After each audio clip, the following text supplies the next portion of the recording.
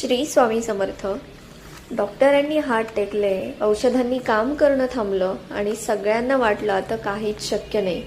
पण जिथे माणसाची आशा संपते तिथूनच गुरुदत्त महाराजांची लीला सुरू होते. आजची ही कथा आहे अशक्य गोष्ट शक्य करणाऱ्या दत्त लीलेची. व्हिडिओ शेवटपर्यंत नक्की पहा. ही कथा आहे एका अत्यंत गरीब पण नितांत श्रद्धाळू भक्ताची.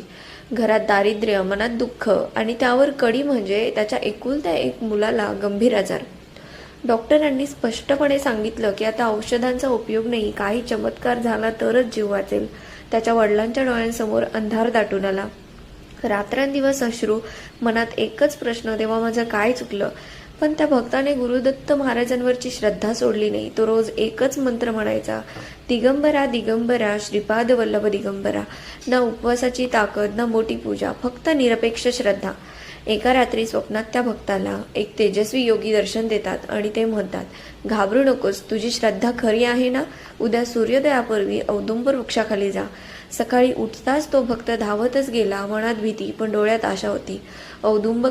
औदुंबराखाली पोहोचताच त्याला एक साधू भेटतो. तो साधू फक्त एवढंच म्हणतो, गुरुच सर्व करील, आणि क्षणात अदृश्य होतो.